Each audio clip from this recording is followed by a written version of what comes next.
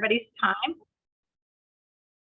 Okay, we are officially recording. We are doing securities and confidentiality training. If you see the side of my face, it's because I'm actually sharing my big screen with y'all. So I'm trying to do both things, and there may be a couple people that sneak in here in the next couple of minutes. So I just wanted to take a minute to look at the calendar. I know that I'm constantly updating it.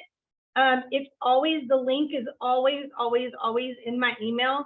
And I added a column that we've had in the past because people continue to have concerns about, are we at school? Are we not at school? We're always at school. Years ago, we used to have a late arrival day. That should just not even be in anybody's vocabulary. Thanks to Google Classroom, we can stay pretty much on schedule. I know it's not the same as live classroom, but at least we have a way of bridging some gaps. So like it says, schedule impacted students in testing or non-testing room assignments. That was what we did for PSAT. Notice there was nothing there for the senior SAT day because it didn't impact the entire school.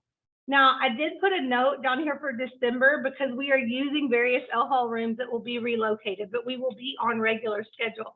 I just wanted to just make you aware of that. And in making you aware of things and talking about email, there is one thing that really does go with security and confidentiality that I think we've missed over the years of reminding people, especially if you're new. This is maybe something you're not aware of at all. When you send an email about a student, do not ever put any identifying information about the student in the subject line. That seems like a great way to tell someone what the email is about, but we should all be reading our emails. And it does make that subject to an open records request if that ever happens.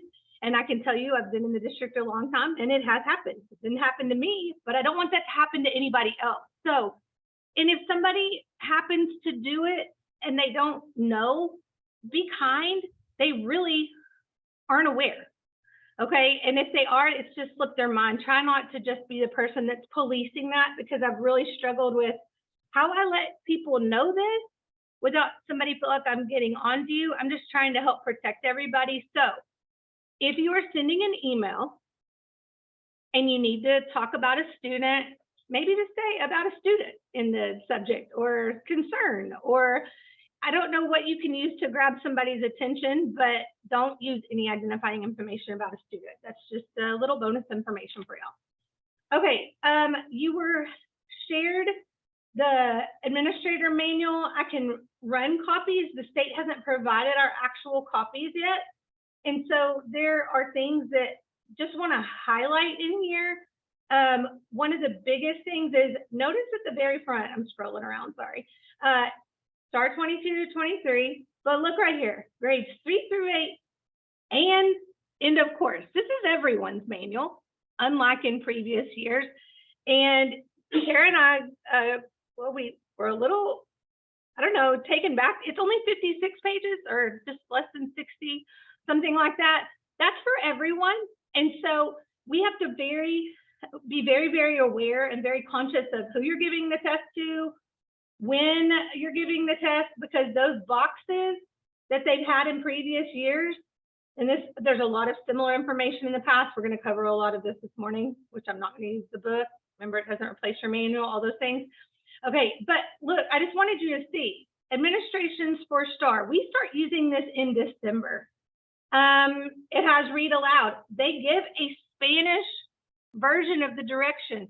That's not for everyone to use. So we may consolidate some of this information. We're not taking anything away from the actual thing, but it always says up here, you must read aloud, word for word, the bold text. After the word, say. Okay, so if some directions use brackets within the read aloud text to indicate where you should verbally insert information. For example, in the statement, check that the test you select in the STAR in December, we may say STAR English 1 and English 2 and bio, especially on those last days when you're doing makeups. You can give all these tests in the same place. But remember, you're verbally filling in the accurate information that is required. In addition, there are times that you have these boxes, and sometimes we don't read ahead. I'm encouraging you to read ahead. Again, unless you are told by me, you will not be using this Spanish translation of the directions. You'll stick to the left, but notice it says stay. But when it has the box, it's directing to specific times that you would actually do that. Okay, so again, training doesn't take the place of reading the manual, just so you're aware. And there is a website, you can always type in manuals under our TEA website, and they have all of these. Some of them have not been brought up to date. Notice there is not a date beside a lot of these, and some of them are obsolete now. So we will be finding more information. Our district people are at the state training even now for more information. Okay, so now to our presentation. I promise you I'm doing my best. Okay, so here we go. I might need to get to the first slide. Sorry, everybody.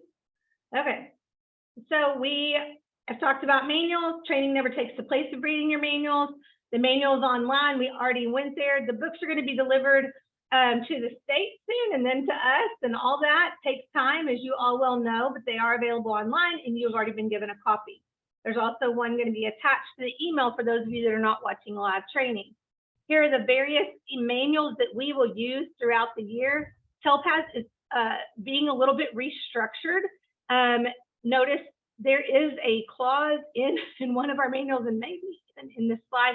I'll just say that by and large, we will not be calibrating. There are some isolated incidents that I think require specific state permissions that those people will have to calibrate, but I don't anticipate that being at our school. It's all loaded into the test at the same time. In majority of our TELPAS, we will take care of, just like last year when we have SAT Junior Day in the spring. Okay, what's test security? It's preserving the integrity of the test. It's staying in adherence to the instructions and procedures. It ensures that fair and equal testing opportunities are given for all students, and it involves accounting of your materials as well. And all of this ensures that all individuals involved in administering the assessment, I have to give you the receipt of the training. You sign the oath. That includes every staff member on our campus. Even if someone says, well, I'm alt certified or I'm a permanent sub, everyone fills out an oath. There is a piece of the oath, and I have been very, very, very specific, and you'll see it when it's attached to the content today. In fact, let me see if I can pull this up really quick. I go through and mark up, and I'm not going to pull it up. I'm just going to tell you. I mark it up and I tell you, I highlight or I underline when it says initial. I go through and I say, oh, this section is not for you. This section is if you are a para or do not hold a certification. So please just follow directions. We're teachers. We always want our kids to follow directions, and I really need all of us to do the same. Okay. Test security includes all documents, test books, and completed answer documents. That really isn't a thing for us unless you give star alt, so it stays on here. TELPAS calibration activities and ratings.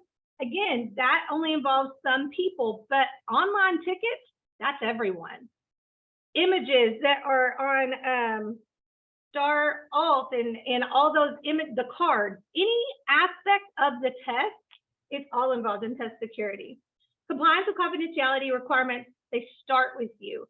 And that starts with your training. That starts with saying, I have read my manuals. I know the information. I'm signing this oath and attesting that I'm going to follow all the rules. Actively monitoring. I cannot stress enough the importance of actively monitoring. It doesn't mean, and I want to go on record always saying, it doesn't mean that you have to be walking around every single kid, pacing up and down the aisle. But it does mean that you need to be very aware and cognizant of everything going on in your room so that you can account for the actions that are taking place. We can't make students make the right choices, but we can tell what's going on in the room and be very present and diligent to ensure that everything is happening in a fair and equitable manner. And then when we investigate, we're going to report any alleged or confirmed incidents. That starts with a phone call to the testing office. And then the process begins with our incident reports. And hopefully we don't have to continue past that, but all of this is involved. Testing irregularities, we do need to highlight them. They happen. Y'all all know the reason we have rules is because people haven't thought things through and taken some actions that are less than what they should be. And that's just in life, period. So there are serious errors and there are procedural errors. Serious errors constitute severe violations of test security. They have to be immediately reported to and investigated by the DTC. That's our district testing coordinator, Megan Murfeld. They also must be reported to TEA as soon as the DTC is made aware of a possible or confirmed violation, and she knows what is reported to them and what is not. She makes the call. It can result in the individuals being referred to TEA Educator Certification and Standards Division for consideration of disciplinary action. Now, then we have procedural errors. There's still errors and they can lead to serious errors, but we really, really need to be on our game. So procedural errors reflect minor errors or deviations in testing procedures. They don't represent severe breaches in security or confidentiality. Hang on just a second. They don't require a call to TEA unless there's guidance is needed by the district, and they must be reported to TEA within 10 days if that is seen to be warranted. They fall into subcategories: monitoring, eligibility, accommodation, improper accounting, training errors. So we're all held accountable, and we just have to go to the letter of the law. I am not going to read every single one of these. It may include, but not limited to. Just like training doesn't take the place of the manual, I don't have to read all the content, but we all have to read it on our own and be aware of it. But notice there's some that are just no-brainers. Okay, directly or indirectly assisting students. Yeah, that's a problem. That's not something we're going to do, and that is definitely an irregularity. Scoring student tests, all that seems like, oh my gosh, seriously? Receiving or providing unallowable assistance during calibration activities, we have to include that. Again, by and large, not going to be us because majority of people aren't going to have to do that. Hopefully no one on our campus. Encouraging, assisting, or an individual, to engage in the conduct described in the items listed below. So you just have to be aware, know the rules, and don't do anything. Duplicating reporting. My favorite is this one right here. Discussing or disclosing secure test content or student responses. That's before, during, or after. We cannot talk about the test. It's weird, but even my family knows when my niece, who is now at Carlton, but when she took her first STAR test, she said, Phoebe, I need to tell you about what I wrote, but I know we can't talk about it. And we can't. And I know, as odd as that sounds, even in my family, it's a secure thing and we have to maintain the integrity. Procedural errors, here's some more examples, and these are procedure. One thing, huge, when a kid goes to submit, we ask them to tell us so we can help and guide them through that submission process. There will be kids that close their computer and they never submitted. So you need to go back in and make sure that they try to get them to log in again. If it tells you they can't log in, then odds are they submitted. At the end of a window, the state system will collect all of the answers of anybody that began a test, but we really need to not let that be the case. We need to accurately and efficiently submit the answers so that everything is taken care of in an expedient manner. If a designated support's not provided or improper monitoring, that's why it's important that y'all read the accommodation pages and tell a kid, you know, if you're in a room, everybody has headphones and someone says, I'm not hearing anything, it's not showing that box, stop. That should happen before you even get to the test. It should happen when you practice with the headphones so we can go back and get those things instated how they should be. There are glitches in systems and we're just living by that as far as it depends on us doing the best we can to make sure things are happening and handled properly. All right. There are penalties for these violations. There is fine print all over the place in here. And you see all those Texas administrative codes, and there's another Texas administrative code. And then down here, you could have a suspension of your certificate. You could be placed on restrictions. There is also a Class C misdemeanor. It's possible. Y'all, let's just do what we're supposed to do. Let's just don't even have to. We have to acknowledge this, but none of us want to be in this position. It's just important. It's important that we do the right thing. We're always going to do what's best for kids, but we just need to be holding ourselves to a higher standard anyway. Reporting irregularities, you need to clearly explain what happened, how it occurred, clearly outline the sequence of events. All of this is in our form. Include the information, how the problem was resolved or remedied, and maybe what can we do to prevent it. There are some things that you're like, I asked for their phones, I read the electronic policy, I asked for their I asked for all of it. And there's things that are just out of our control. But again, we need to do everything that we possibly can to prevent things from occurring. Okay, so here are some ways that you can do that. Make sure your seating chart is accurate. Make sure that your rosters have the correct information about accommodations and know that how they're provided and that they are being provided. Provide the required test materials. When you come in here and we say verify that your answer documents or that your test tickets match your roster, it's not just a number, it's that name. We have a lot of kids that have the same exact name. And then it goes down to their student ID number or their birthday. There are identifiers that we need to make sure that we are accurately giving tests.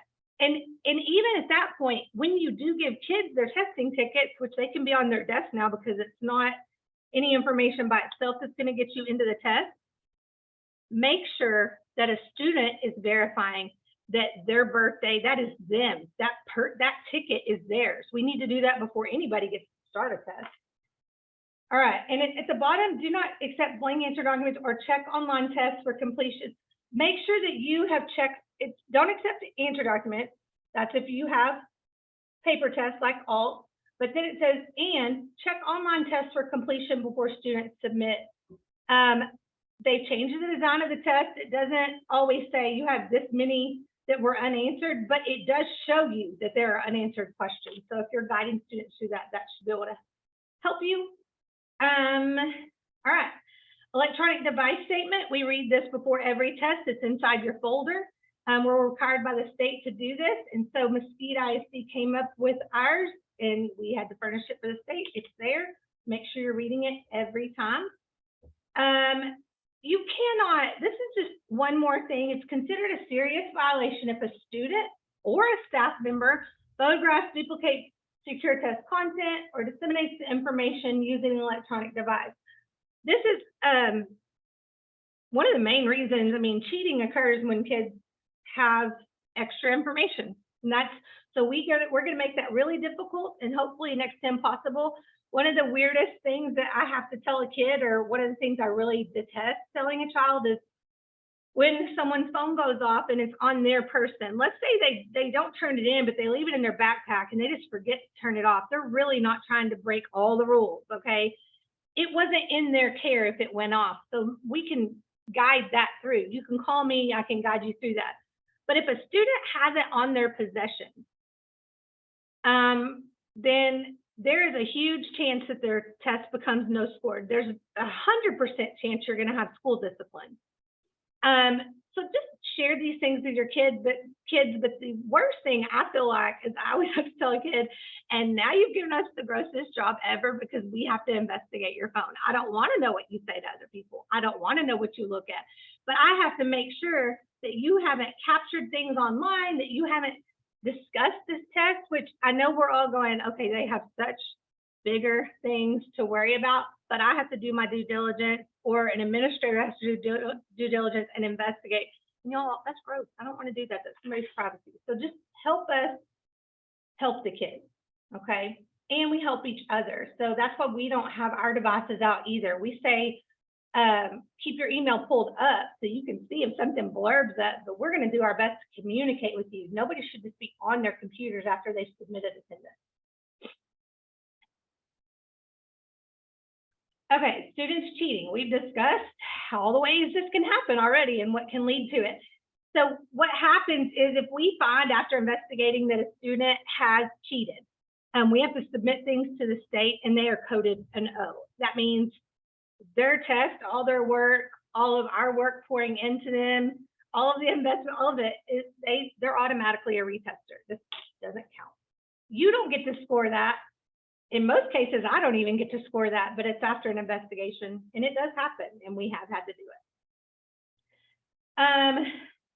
Again, with test security, when it involves oral administrations, most of the time for our students that have that accommodation, they get text-to-speech and content and language support. Really just text-to-speech is what connotates oral. They have headphones. But if a student has that accommodation and they ask you to read something, you have to know what you can and cannot do. If you're not in a room where that is even allowable, you can't do it at all. Okay, so test administrators have permission to view secure test materials. You got to be trained and reminded. Consider this your training and reminding, but I'd probably also do it again with you. Whenever you are subject in a room where there is a test going on, it is likely that you could see something, but we don't need you staring it down and studying it. We need this content to remain secure, and you need to just wipe it from your memory because it doesn't need to be anything that's part of what we do. We're there to monitor, guide, protect, and ensure that everything's equitable. We're not there to do any interpretation or any investigation of the actual content, okay? And as a reminder down here, test administrators may not respond to test questions, make notes about test questions, discuss content, write notes, calculations, rephrase or clarify or interpret any test content, provide verbal or nonverbal assistance. It's really difficult back in the day before the headphones, that voice inflection thing when you're a teacher and you're like, oh my gosh, how am I gonna, I just gotta try to stay monotone as much as I can and then be a robot. But there's more guidelines for these accessibility features and accommodations, and that link will be provided in the content that you'll see later this afternoon. All right, remember maintaining a test environment. If it's going to help or hinder a student on the test, it doesn't mean on one of your tests in your room. Those rooms are used for different things. When we get ready to take an English test, the mindset is it going to help or hinder on the English test? And then the very next week, we're taking biology and US history. So if it's going to help or hinder. The very next week after that, we're taking Algebra 1. Yes, they have broken up those windows in an insane way. If you have not looked at it this year, there are 3 weeks in a row that basically we have 5 days that will totally be restructured because of STAR testing. But there's 3 weeks in a row, Tuesday, Wednesday, and then Tuesday. So that's just a side note. So if it were me, when I tell everybody, get your room test ready, just know I would just do it for the rest of the year at that point because it's the very last week in April to the first 2 weeks in May. All right. No element of the room should hinder or help a student's performance. A testing do not disturb sign should always be posted on the outside of the room. That is in your manual. Again, all this stuff, it's not anything I make up. I get it from your manual, and these are just the high points. Desk, computer workstations must be cleared of books and other materials not required for testing. And the seating charts indicate that we are facing all students in the same direction. Okay, timing of tests this year. This is a big thing. This is a huge difference. People have freaked out about it all over the state, which I don't really understand. But okay, there's that second bullet. It says, if possible, campuses should dismiss students from testing sessions at scheduled intervals. Okay. That says if possible. I just need to highlight that. The very first bullet says students are expected, the state thinks that students are expected to complete STAR assessments in about 3 hours. However, everybody look here. Any student who needs additional time may continue testing until the end of the full day. Tests are not timed this year. I can't guarantee what's going to happen in the future. The tests are no longer timed. You still have to record start times. Students who are still testing after 4 hours are going to be consolidated. We're going to try to consolidate when the numbers are low enough for us to do it. When it doesn't warrant it, we're not going to do it. So it's going to be critical, especially if you are assist in different hallway areas, that you are able to retrieve those numbers of kids still testing. We're going to constantly be summing up how many kids are still testing. Okay, and then that last little blurb down here to the right, students must complete the test within the same school day unless the student has been approved for an extra day, which no one on our campus has, or becomes sick during testing. Thank goodness we have had something happen on the state's behalf where they've wised up in the past few years. The student goes home sick by the nurse, like they have temperature and everything's going on. Then we will allow them to finish the test from the place they started, because the state will not let it go backwards. It'll be from the place they started the very next day they come to school. Okay, retention of documentation. I have to keep all these things for 5 years. So your oath, seating chart, anything that has to do with testing, I contribute to all the things in the records room.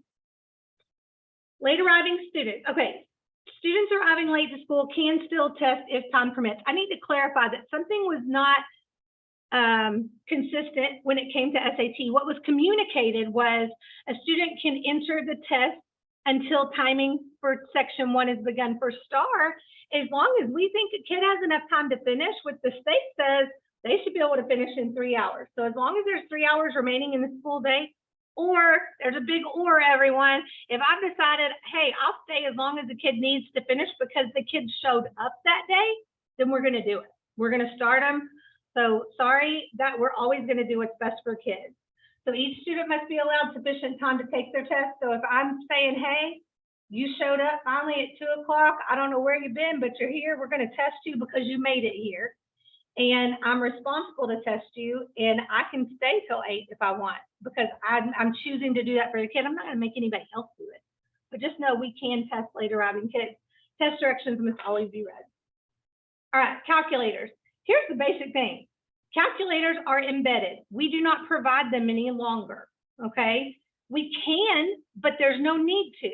Desmos is embedded.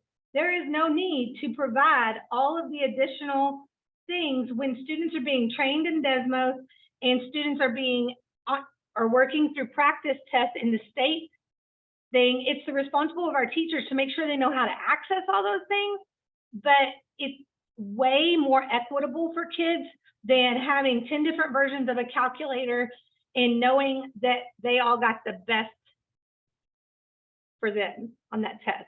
So we're going to provide what is in the state. If somebody says, well, at our school, we do give a kid a calculator if they ask for it, yeah, it's possible. But what we are furnishing is what's embedded. Same thing with the dictionary. Now, in addition, if an EL or EB now needs a bilingual dictionary through LPAC accommodation, then they will need a handheld bilingual dictionary that we will provide. The students do not provide their own.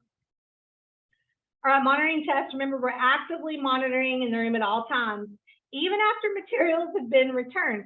We shouldn't have pure chaos in a room. Yes, once I tell you they can have their phones back, they can, and I know it makes things a lot better. But just because your room's finished doesn't mean the rooms on either side of you are finished. And so we need to keep things, we need to know what's going on. You always need to know what's going on. A clock or stopwatch must be made available. That's not as critical now, but we're always going to just make kids aware of what time it is, what time they started. If a school emergency arises, I'm going to tell you how to proceed. Okay, we're going to take care of people first. Always, people first. The STAR is governs my job, is one of the big aspects of it, but it doesn't govern my life. We're always doing people first. Test administrators must regularly remind students participating in paper administration to record their responses. It's a good practice to tell kids, don't forget to make your selection. Or if they flag things, don't forget to go back to them. All right, collecting and returning materials. Once the student's finished and materials have been returned, the student can either read a book or rest. Notice it doesn't say they can write on anything. You cannot allow kids to do anything but read or put their head down when you still have a testing bucket and kids are still testing in your room, okay? So you need to make sure, and in the book isn't something they can have at their desk. You're gonna have to go get it for them. They don't need to be up moving around. Those are just best practices. Test administrator, you're guiding students through submitting. Test administrators may not look at or comment to answers to individual test questions. We've already talked about all these things. Report any unsubmitted online tests to your campus coordinator. That's me, in case you don't know. And once you've turned everything in, remember, we go by a checklist. It helps everything from the beginning to turn in. Go by your checklist. Tells you what we're taking up, tells you what we're doing, tells you what time to do it. But always, if something is weird or out of practice, let me know. All right, web-based training modules. They haven't been released yet. I'm not confident that they're going to be. When and if they are, I will communicate with you and let you know. My gut says, and Tara and I talked about this, in case I don't know Tara Crothers, while she is one of my closest friends, she is also our backup testing coordinator. And then the backup to the backup, I'm going to go ahead and tell you, it's Katie Fleener, which she freaks out all the time if Tara or I sniffle around the testing window. So here's the thing. My goal is not to put anything more on you in this holiday season, in this time we're trying to install a new tardy policy, when we're trying to get kids to learn. I will tell you right now, it hasn't been made available to me. I don't know where it is. I don't know when it will be made available. If it's made available anytime from now through Christmas, I'm still not going to share it with you till we get back from Christmas holiday.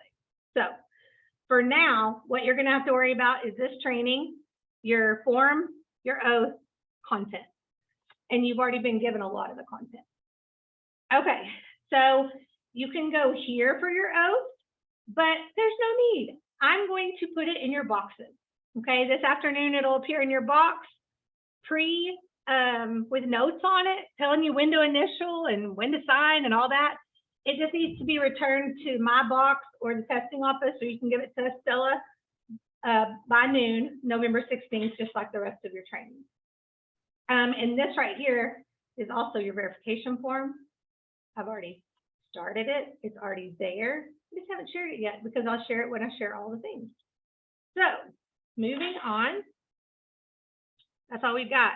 32 minutes with a lot of content. If you have questions, I know Tara's been manning the chat. If you have other things for me, let me know. I will help. I promise. Y'all have a great day.